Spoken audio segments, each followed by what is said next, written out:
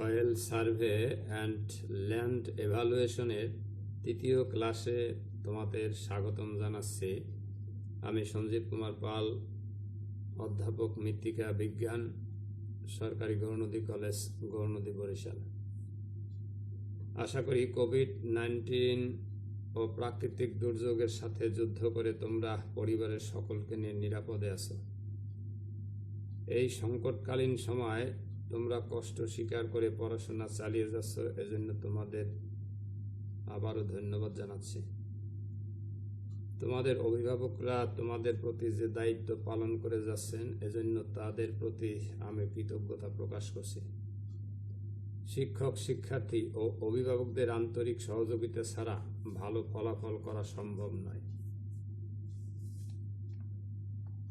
বিগত ক্লাসে আমরা আলোচনা করেছিলাম classification of soil survey, methods of detailed soil survey, collection of soil samples for laboratory analysis, soil survey work plan।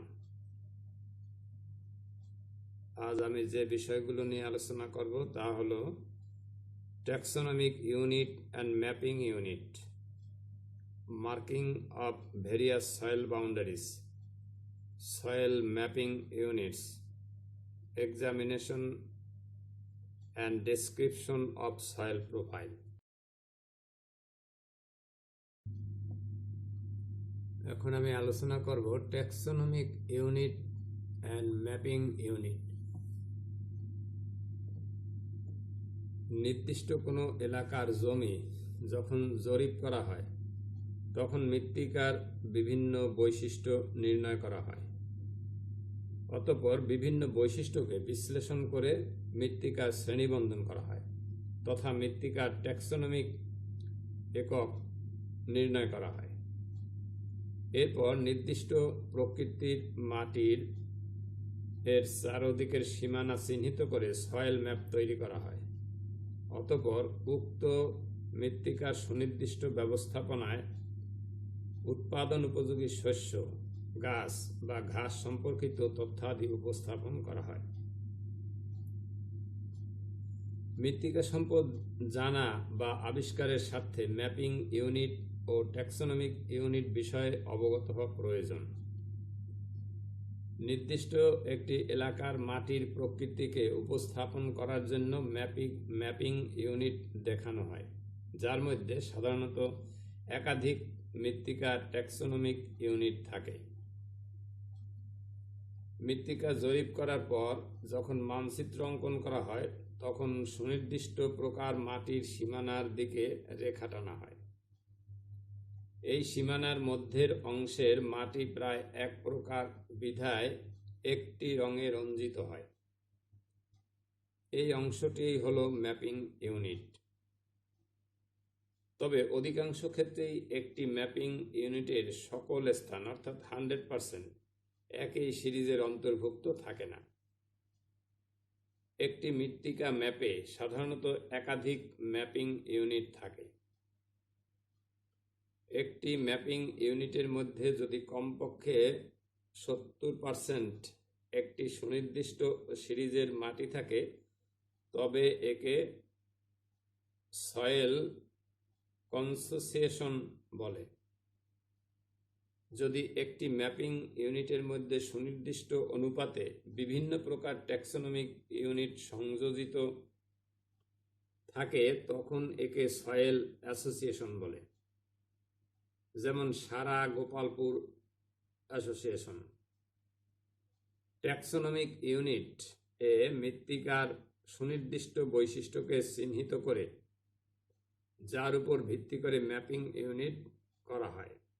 Mapping unit করা সম্ভব হলে তখন যে কোনো এলাকার সয়েল ম্যাপ করা যায়।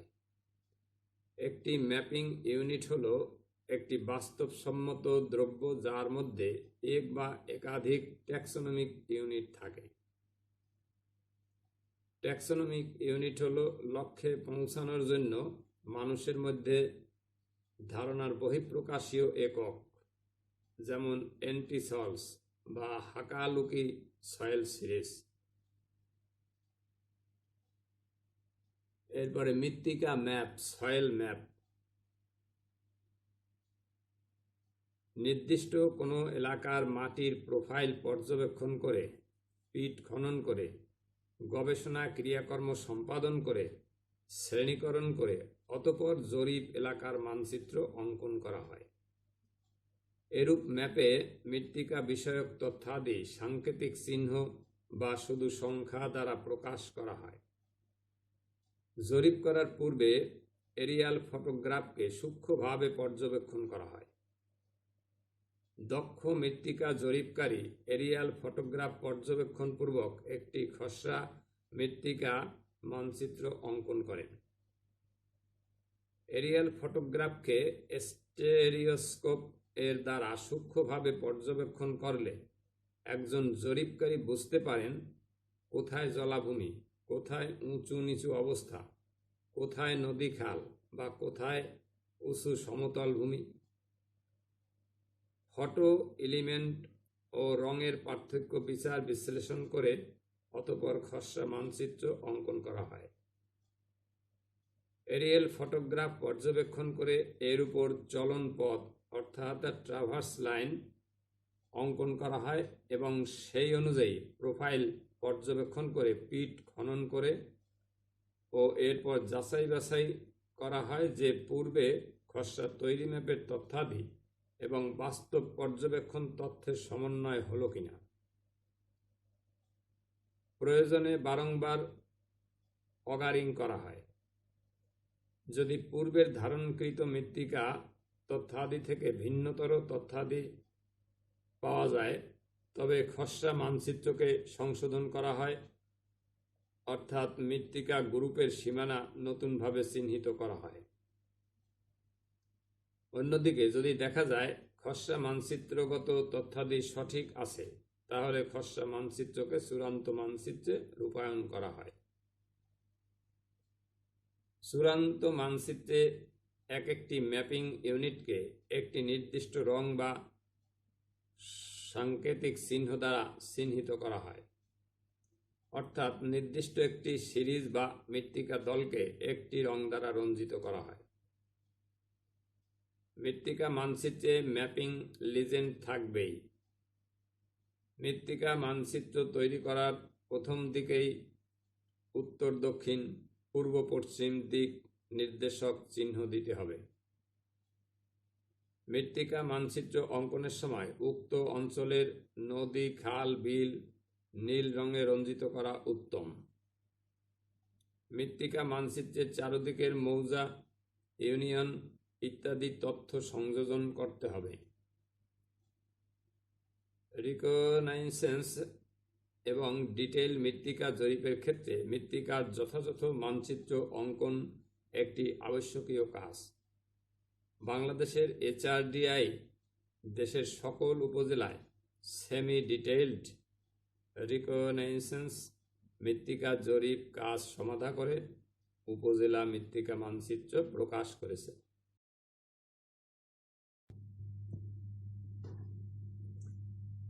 Marking of various soil boundaries, বিভিন্ন মৃত্তিকার সীমানা চিহ্নিতকরণ। মৃত্তিকার জরিপ কাজে মাঠে গেলে আমাদের প্রাথমিক কাজ হলো সীমানা চিহ্নিতকরণ। সেটা কিভাবে করব তা এবার আমরা আলোচনা করব। যে পদ্ধতিতে মৃত্তিকা জরিপ করা হোক না কেন, জরিপ এলাকায় বিভিন্ন প্রকার মৃত্তিকা শনাক্ত হবে। এ বিভিন্ন প্রকার মৃত্তিকার মানচিত্র অঙ্কন জরিপ কাজের একটি গুরুত্বপূর্ণ অংশ। এই মানচিত্র অঙ্কন করার জন্য প্রথমে বিভিন্ন প্রকার মৃত্তিকার সীমানা চিহ্নিত করতে হয়। মাঠে গিয়ে জরিপ করার পূর্বে এরিয়াল ফটোগ্রাফ বারংবার পর্যবেক্ষণ করে প্রথমে একটি খসড়া মানচিত্র প্রস্তুত করতে হয়, যাতে বিভিন্ন প্রকার মৃত্তিকার সীমানা চিহ্নিত করা যায়। এ কাজের জন্য এরিয়াল ফটোগ্রাফ একমাত্র সহায়ক, কারণ এরিয়াল ফটোগ্রাফের মাধ্যমে জরিপ এলাকার ভূসংস্থান, নদ নদী, পাহাড় পর্বত, গাছপালা বিভিন্ন স্থাপনার একটি ত্রিমাত্রিক ছবি পাওয়া যায় এবং মৃত্তিকার অন্যান্য ভৌত বৈশিষ্ট্যাবলী সম্পর্কেও একটি ধারণা পাওয়া যায়। ভূমির বন্ধুরতা, ঢাল, সমতল বা নিচু স্থান ইত্যাদি পার্থক্য মৃত্তিকা গুণাগুণের ক্ষেত্রে প্রভাব রাখে। মৃত্তিকার বর্ণ, গাছপালা ইত্যাদিও মৃত্তিকার বৈচিত্র্যের ক্ষেত্রে অবদান রাখে। সুতরাং এরিয়াল ফটোগ্রাফ বারংবার পর্যবেক্ষণ করে এসব পার্থক্য দেখে মৃত্তিকার সীমানা প্রথমে নির্ধারণ করা হয়। তারপর মাঠে গিয়ে যখন মৃত্তিকা খনন ও মৃত্তিকা গর্ত বা পরীক্ষা নিরীক্ষা করা হয়, তখন এর থেকে প্রাপ্ত তথ্যের ভিত্তিতে যদি মৃত্তিকার সীমানা পরিবর্তন করার প্রয়োজন হয় তাহলে তা পরিবর্তন করার পর চূড়ান্ত মানচিত্র অঙ্কন করা হয়। তখন এই প্রকৃতপক্ষে বিভিন্ন প্রকার মৃত্তিকার সীমানা নির্ধারিত হয়। জরিপ এলাকার চূড়ান্ত মানচিত্রে একক ও সংখ্যা দ্বারা মৃত্তিকার সিরিজ বা দলের পরিস্থিতি দেখানো হয়। সেজন্য মৃত্তিকার সিরিজ বা মৃত্তিকার দলের সংখ্যা অনুযায়ী মানচিত্র একক নির্ধারণ করে সেগুলোর সীমানা মানচিত্রে দেখানো হয়। এর জন্য বর্ণ বা সংখ্যা মিলিয়ে সাংকেতিক চিহ্ন ব্যবহার করা হয়।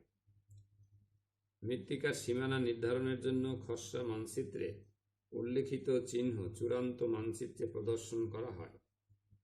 তাছাড়াও জরিপকৃত এলাকার চারদিকের পরিসীমা, অন্যান্য মৌজা বা ইউনিয়নের সীমানা ইত্যাদি নানা প্রকার পৃথক পৃথক সাংকেতিক চিহ্ন ব্যবহার করে উল্লেখ করতে হয়। এরপরে প্রোফাইল শীট বা কার্ড। মৃত্তিকা জরিপ করার জন্য মাঠে বসে প্রতিটি প্রোফাইল পরীক্ষা নিরীক্ষা করার সময় প্রোফাইলের বৈশিষ্ট্যগুলি একটি শীট বা কার্ডে সংক্ষিপ্ত আকারে লেখা হয়। এটিই হলো প্রোফাইল শীট বা কার্ড। প্রোফাইল শীটের তথ্যাদি মৃত্তিকা জরিপ কর্মকাণ্ড সম্পন্ন করার জন্য অত্যন্ত জরুরি।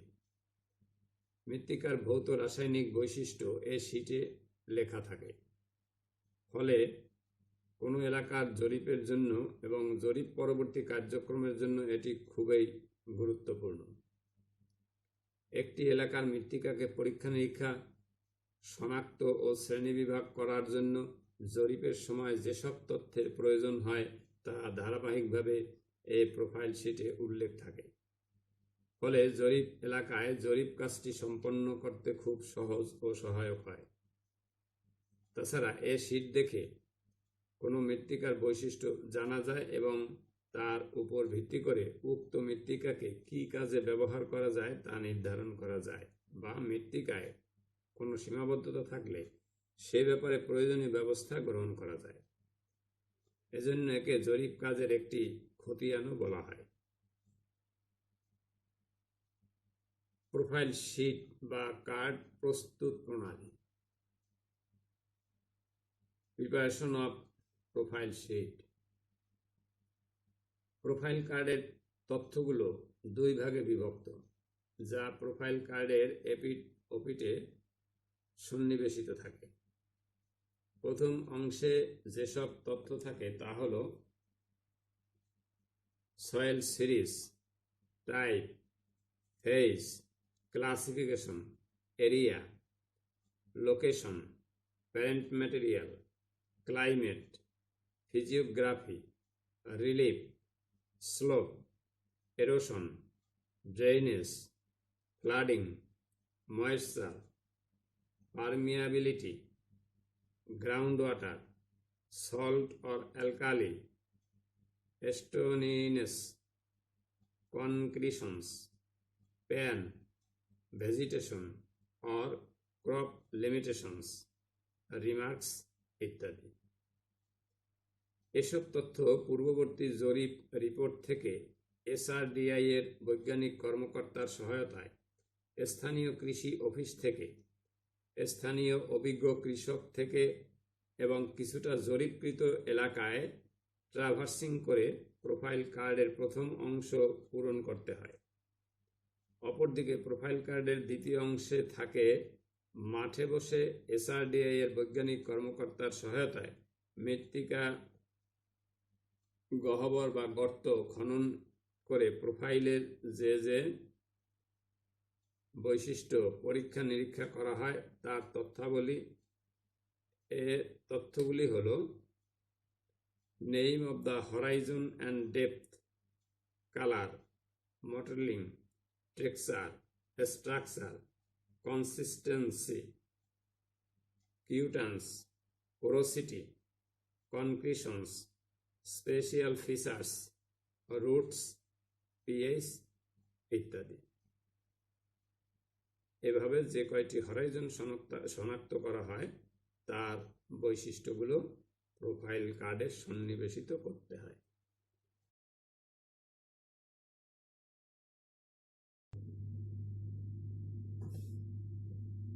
Soil mapping units. They are recognized through profile examinations named within the general system of soil classification and mapped in appropriate symbols. There is a close relationship between soil mapping units and taxonomic units.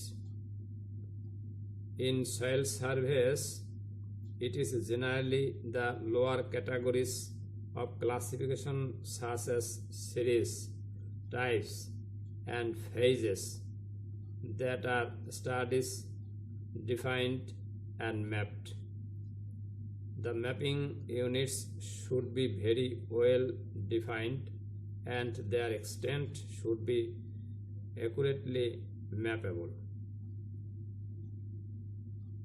Soil series. A soil series represents a group of soils having horizons similar in characteristics and arrangement in a soil profile developed from a particular type of parent material, but they may differ in the surface texture. It is given a geographic name either of the locality where it is well developed or where it first recognized. For example, Korat, a podzolic soil in Thailand. The series name is highly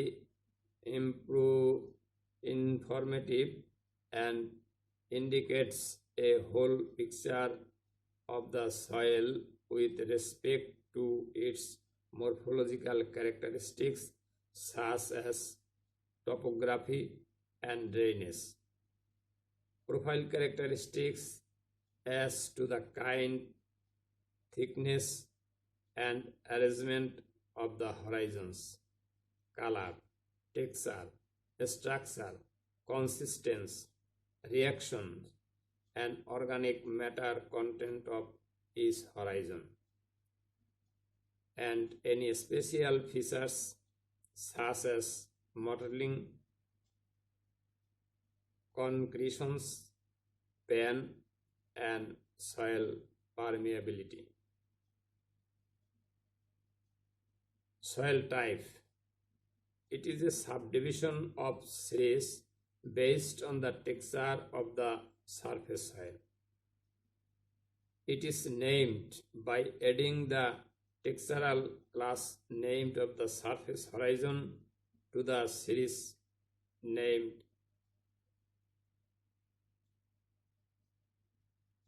Lakholi Sandilum. Soil phase. Strictly speaking, soil phase can be a subdivision of any category of soil classification, but in itself is not a category of the system. Phases in soil survey are mostly subdivisions of soil types in respect of soil slope, degree of erosion, stoneaceous, rockiness, and salinity. They mainly indicate differences of particular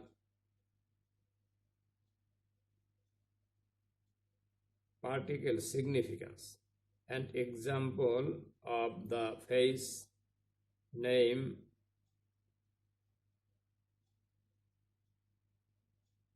Tushakele, stony face. In different types and series, it is very important to indicate permissible ranges of all relevant characteristics. Soil complex. It is a compound mapping unit consisting of two or more soil types or series that cannot be separately mapped as they exist in small areas in an intricate pattern. It is not a category in the soil classification system.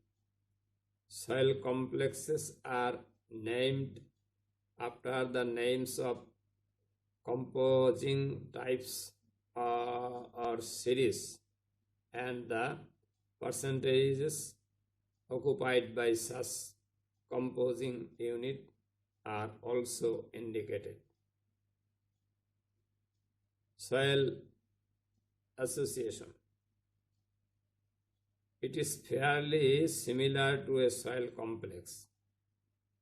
Catena is also a complex mapping unit representing different soils developed from the same kind of parent material due to the influence of differing relief and drainage.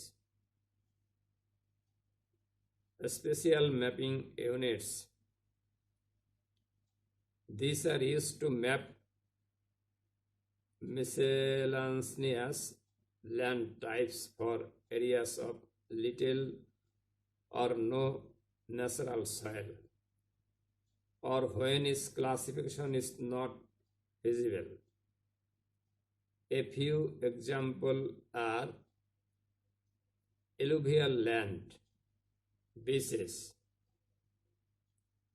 dune lands, guild lands,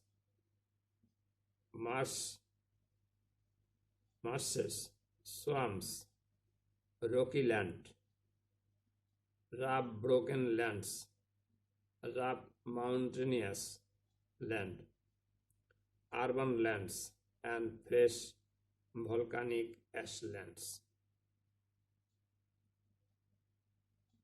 Legend. It is a list of different mapping units with their symbols. The units in the legend should be such that vary our studies to the details of the natural soil pattern and to the scale of the map and the purpose of the survey.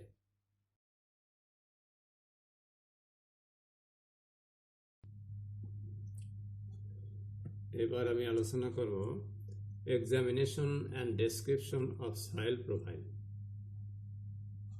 মৃত্তিকা profile পর্যবেক্ষণ এবং বর্ণনা। মৃত্তিকা যেখানে সৃষ্টি হয়েছে সেখানে ভূপৃষ্ঠ হতে যতই নিচের দিকে যাওয়া যায় ততই ক্ষয়প্রাপ্ত শিলা ও খনিজের পরিমাণ কমে আসতে থাকে এবং শেষ পর্যন্ত অবক্ষয়ের মাত্রা সর্বনিম্নে পৌঁছলে সেখানে অবিকৃত শিলাস্তর দেখা যায়। জৈব পদার্থ ও নানা প্রকার ক্ষুদ্র ও বড় জীবের সংখ্যাও কমে আসতে দেখা যায়। ভূপৃষ্ঠ হতে অবিকৃত শিলাস্তর পর্যন্ত মৃত্তিকার এ গভীর অংশটিকে বলা হয় মৃত্তিকা প্রোফাইল বা পরিলেখ অথবা পার্শ্বচিত্র। প্রোফাইল মৃত্তিকা গঠন প্রক্রিয়ার মাধ্যমে সৃষ্টি হয়েছে। প্রোফাইল সৃষ্টি হতে বহু বছর সময় লাগে। বিজ্ঞানীরা মনে করেন 1 ইঞ্চি মৃত্তিকা সৃষ্টি হতে 500 থেকে 1000 বছর সময় লাগে। কাজে সংজ্ঞা হিসেবে বলা যায় মৃত্তিকার উলম্ব অক্ষ বরাবর উপরি স্তর থেকে নিম্ন স্তরের উৎস বস্তু পর্যন্ত লম্বচ্ছেদ করা হলে যে সামগ্রিক হরাইজন ও লেয়ারের বিন্যাস পরিলক্ষিত হয় তাকে মৃত্তিকা প্রোফাইল বলা হয়। অর্থাৎ মৃত্তিকার উপরি স্তর থেকে উৎস বস্তু পর্যন্ত সূর্যের বিপরীতে মৃত্তিকাকে খাড়াখাড়িভাবে খনন করলে যে ভিন্ন ভিন্ন বৈশিষ্ট্যের হরাইজন ও লেয়ার দৃশ্যমান হয় তাদের সমষ্টিকে প্রোফাইল বলে। মৃত্তিকা প্রোফাইল একে অন্যের থেকে পৃথকীকৃত বিভিন্ন হরাইজন ও লেয়ারের সমন্বয়ে গঠিত এবং এগুলো উৎস বস্তুর সাথে উৎপত্তিগতভাবে সম্পর্কিত ও জড়িত। প্রোফাইলের প্রধান হরাইজনগুলো ইংরেজি বড় হাতের অক্ষরে এবং উপ হরাইজনগুলিকে উক্ত অক্ষরের ডান পাশের নিচে ছোট হাতের অক্ষরে বা সংখ্যাবাচক শব্দ লিখে নির্দেশ করা হয়। একটি পরিণত বা আদর্শ মৃত্তিকা প্রোফাইল 4টি প্রধান হরাইজন দেখা যায়। এরা হলো ও, এ, বি ও সি। একটি মৃত্তিকা প্রোফাইল হলো সকল মৃত্তিকা গঠন প্রক্রিয়ার ঐতিহাসিক স্বাক্ষর এবং ইহা পেডোজেনিক অনুসন্ধানের চর্চার একটি একক গঠন করে। বাস্তবিক পক্ষে মৃত্তিকা প্রোফাইল মৃত্তিকার শ্রেণীবিন্যাসের একটি ভিত্তি, যা মৃত্তিকার সামগ্রিক বৈশিষ্ট্যকে উপলব্ধির জন্য প্রয়োগ করা যায়।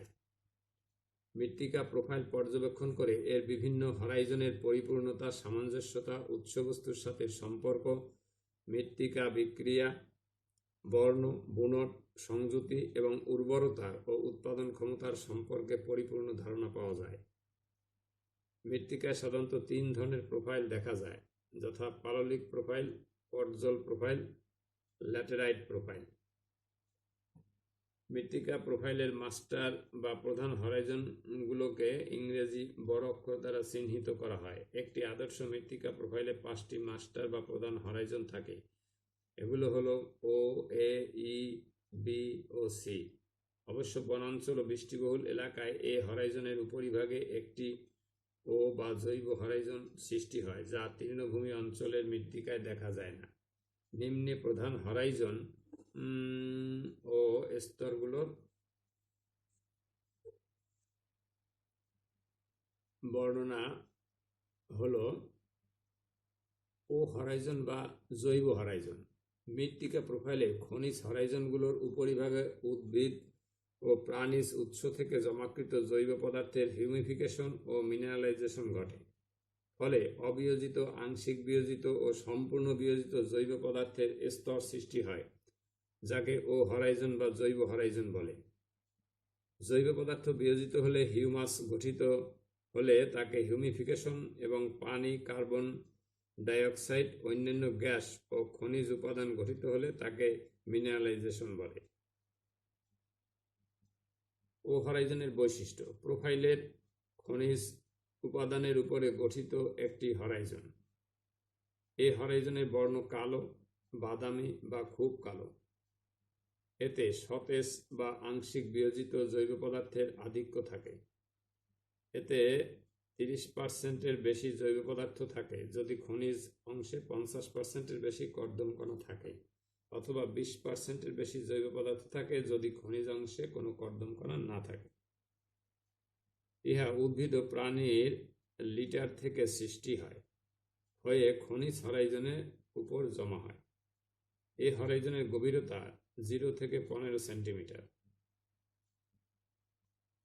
ও হরাইজনের 3টি সাব হরাইজন রয়েছে, যথা ও I, O E, O A.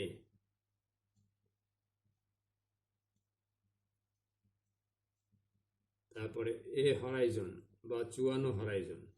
A Horizon হচ্ছে প্রকৃত খনিজ হরাইজন, যা মৃত্তিকার উপরিভাগে গঠিত হয়। এটি মৃত্তিকার অজৈব অংশের সাথে জৈব পদার্থের ঘনিষ্ঠ সংমিশ্রণে গঠিত হয়। মৃত্তিকা গঠন প্রক্রিয়ার মাধ্যমে এর কাঠামো তৈরি হয়।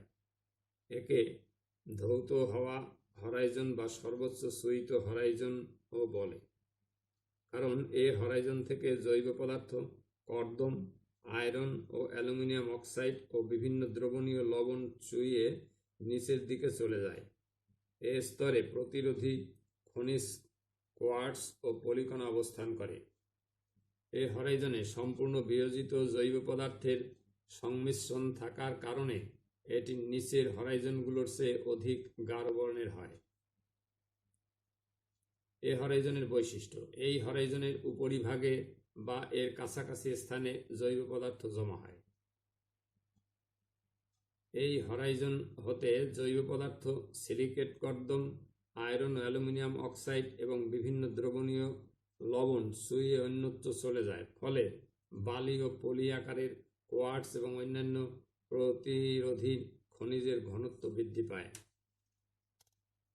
এতে প্রধানত একটি বা দুটি সাব হরাইজনের প্রভাবের প্রাধান্য থাকে, যা বি ও সি হরাইজনের সাথে যোগাযোগ রক্ষা করে।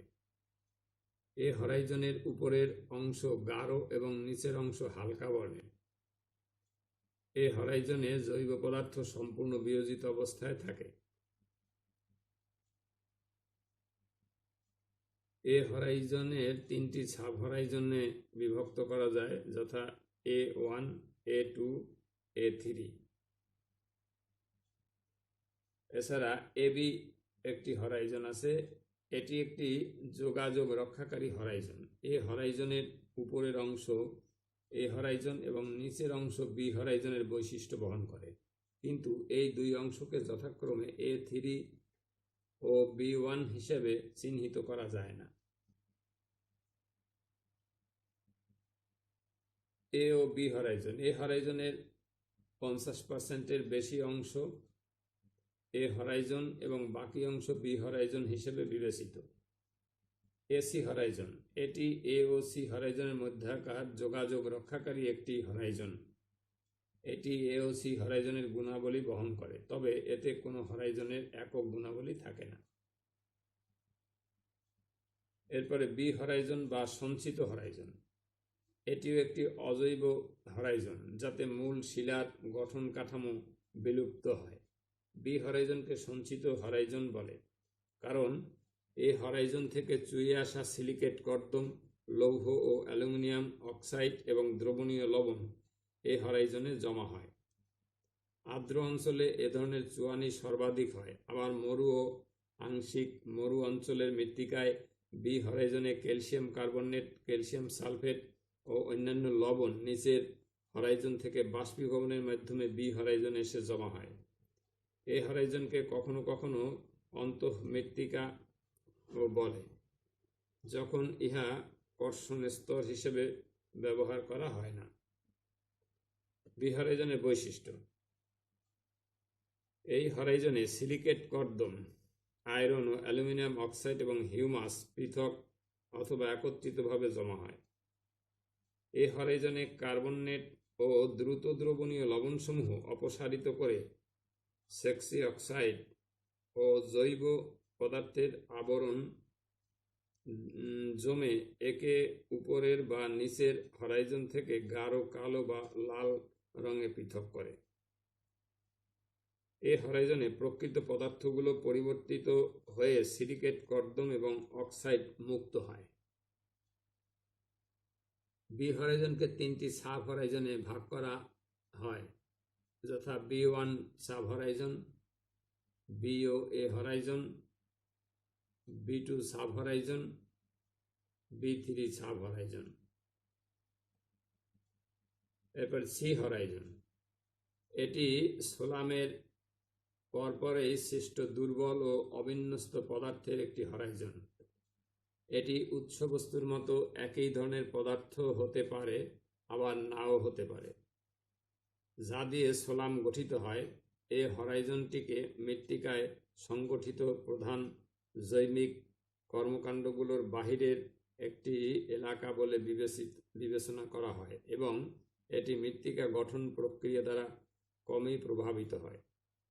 তবে উপরের হরাইজনগুলোর গঠনের প্রক্রিয়া দ্বারা এটি কিছুটা প্রভাবিত হতে পারে। তাই বিচূর্ণী ভবন ও অন্যান্য ক্ষয় চলতে থাকলে এর উপরের স্তর কোনো এক সময় সোলামের অংশ হতে পারে। সি হরাইজনের বৈশিষ্ট্য: প্রধানত জৈবিক অবক্ষয়ের বাইরের অংশ। এ হরাইজনের পদার্থের উচ্চ আয়তনিক ঘনত্ব থাকে। এখানে বিভিন্ন প্রকার অনিবিড় বা ভঙ্গুর প্যান সৃষ্টি হয়। এ হরাইজনে ক্যালসিয়াম কার্বনেট, ম্যাগনেসিয়াম কার্বনেট ও দ্রুত দ্রবণীয় লবণ জমা হয়। এই হরাইজনে উভমুখী সংযোজন ঘটে। ক্যালসিয়াম কার্বনেট ম্যাগনেসিয়াম কার্বনেট বা দ্রুত দ্রবণীয় লবণ দ্বারা সিমেন্টেশন হয়। তাছাড়া ক্ষারে দ্রবণীয় সিলিসিয়াম পদার্থ বা আয়রন ও সালফার দ্বারা সিমেন্টেশন হয়। অতি সূক্ষ্ম কর্দম কণার সঞ্চয়ন বা গ্লেইং সৃষ্টি হয়। সর্বশেষে আর স্তর বা শায়িত শিলার স্তর, আর লেয়ার্স। সি হরাইজনের নিচের শায়িত কঠিন শিলা যেমন গ্রানাইট, পলিপাথর, চুনাপাথর ইত্যাদির স্তর।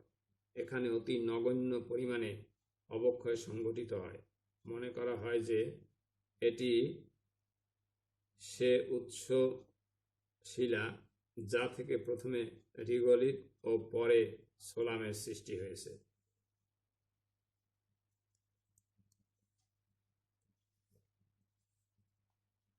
এই হলো তোমাদের examination and description of soil profile. এই মহা সংকটকালীন সময়ে স্বাস্থ্য বিশেষজ্ঞরা যে স্বাস্থ্যবিধি মেনে চলতে বলেন তোমরা সেভাবে চলবে, তাহলে অবশ্যই সুস্থ থাকবে। আর স্বাস্থ্য ঠিক না থাকলে পড়াশোনাও করা যায় না।